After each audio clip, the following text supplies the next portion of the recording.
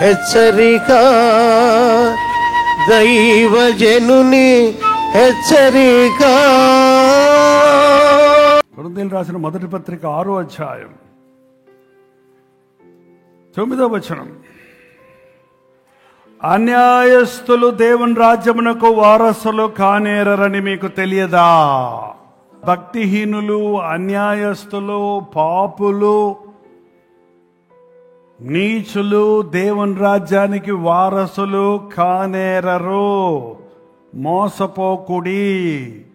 జారులైనను, విగ్రహారాధికులైనను, వ్యభిచారులైనను, ఆడంగితనము గలవారైనను, పురుష సంయోగులైనను, దొంగలైనను, లోబులైనను, తాగుబోతులైనను, దూషకులైనను, దోచుకుని వారైనను దేవుని రాజ్యమునకు వారసులు కానేరరు. పెద్ద లిస్టే ఉంది. జారులు ఏంటండి? విగ్రహారాధికులు, వ్యభిచారులు, ఆడంగితనము గలవారు, పురుష సంయోగులు, ఇవన్నీ కూడా ఒక సెట్. సెక్షువల్ పాపాలకు చోటిచ్చేవారు. పోర్నోగ్రఫీ, సేమ్ సెక్స్ సెల్ఫ్, అది పెద్ద పాపం కాదనుకుంటున్నారు. ఇది చాలా నీచంగా దిగజారిపోతున్నారు మానవ జాతి. సెక్షువల్ థాట్స్, వివాహమునకు బయట ఎటువంటి తప్పైన సంబంధం ఉన్నా అది దేవునికి అసహ్యం.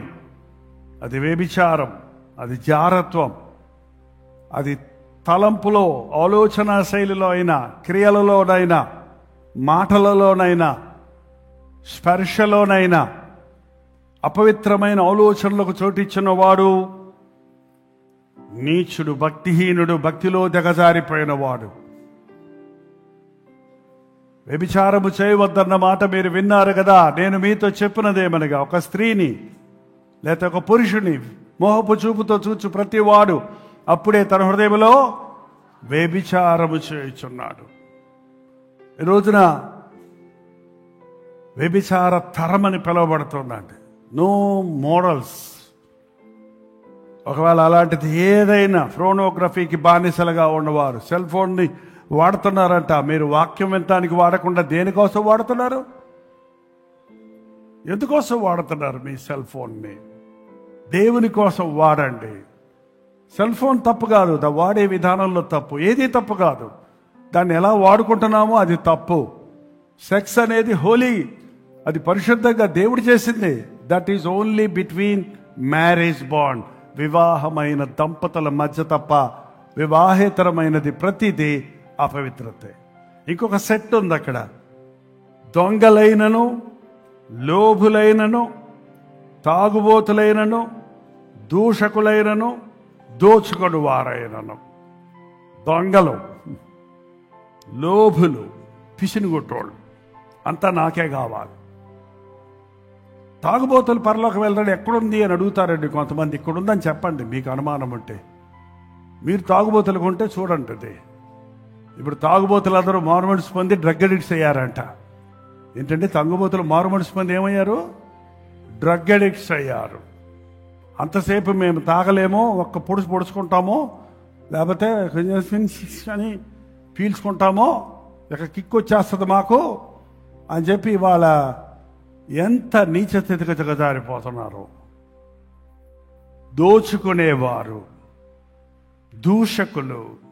దూషకులు అంటే అర్థం ఏంటంటే తెలుగులో చెప్పండి. తిట్టుకునేవారండి. మనకు దూషించొద్దు అను. తిట్టుకున్నారు. పొద్దున్న లేస్తే భార్యాభర్తలు ఏం చేస్తుంటారు చెప్పడమ్మా? తిట్టుకుంటూనే ఉంటారు. తిట్టడానికి ధైర్యం లేకపోతే ఏం చేస్తారు తెలుసా? సణుక్కుంటూ ఉంటారు. సణుగుడు. ఇంకోటి ఏంటి దాని జత? గొనుగుడు. సణుగుడు అంటే గట్టిగా చెప్పేది, గొనుగుడు అంటే లోపల తిట్టుకునేది అన్నమాట. సణిగకుడి, సణిగ సంహారకుడి చేత అనేకులు మరణించడం దేవుని వాక్యం సెలవిస్తుంది. అది కూడా తప్పేనా? నీ నోట్లో నుంచి కృతజ్ఞతా వచనమే రావాలి కానీ దూషణ వాక్యాలు రాకూడదు. ఆ పల్లెటూరులో కోపం వస్తే కూడా తిట్టాలనుకున్న వాళ్ళు కూడా ముసలమ్మలు ఎట తిట్టేవారు తెలుసా? నీ కడుపు చల్లకుండా అని తిట్టేవారు.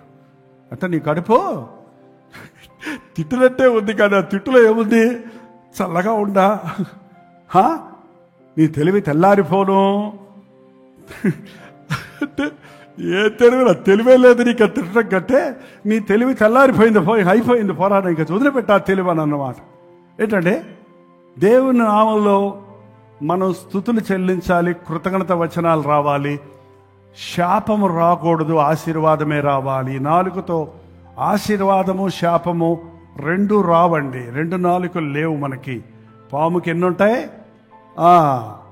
ఇక్కడ హల్లెలూయా ఇంటికి వెళ్తే బూతు మాటలు మాట్లాడే వారికి ఎన్ని నాలుకలు ఉన్నాయన్నమాట? రెండు నాలుకలు ఉన్నాయి.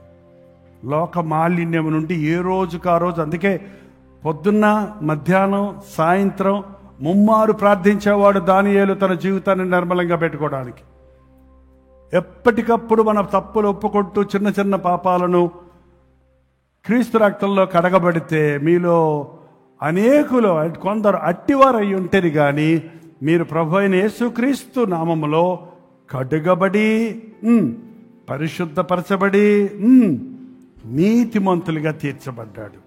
క్రీస్తు రక్తంలో కడగబడతాం, మనం పరిశుద్ధపరచబడతాం. ప్రార్థన. ఒప్పుకొనిన ప్రతి పాపము కడగబడినందుకై నీకు స్తుతులు చెల్లిస్తున్నామయ్యా.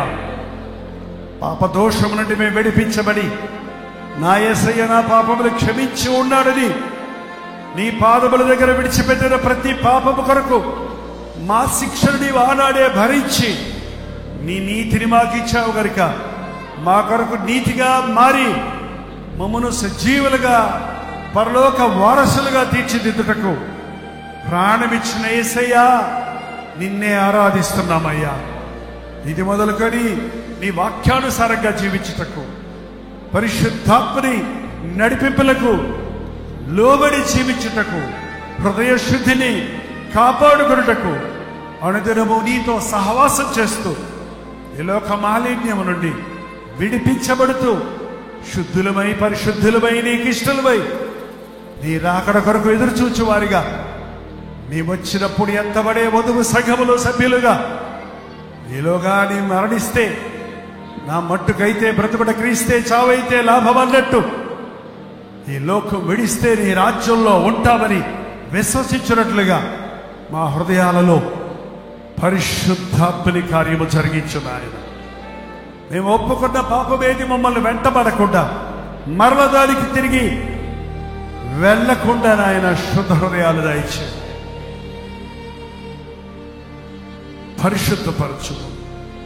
క్రీస్తు నామములో నిచ్చున్నాము తండ్రి, ఆమేన్.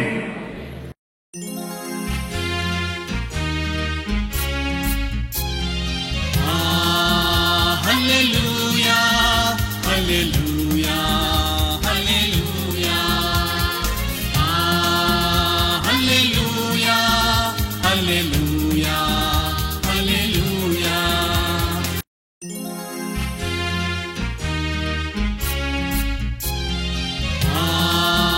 హల్లెలూయా హల్లెలూయా హల్లెలూయా హల్లెలూయా హల్లెలూయా హల్లెలూయా.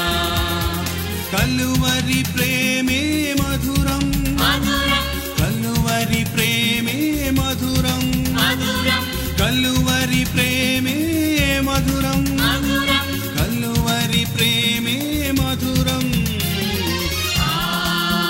హల్లెలూయా హల్లెలూయా హల్లెలూయా హల్లెలూయా హల్లెలూయా హల్లెలూయా.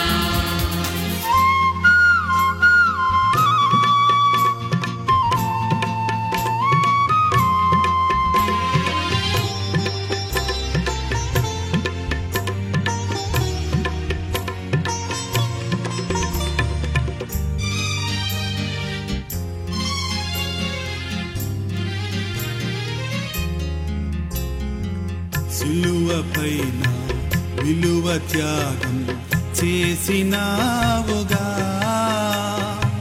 పాపినైనా నా కొరకు చిందించినావుగా, రుధిరం చిందించినావుగా.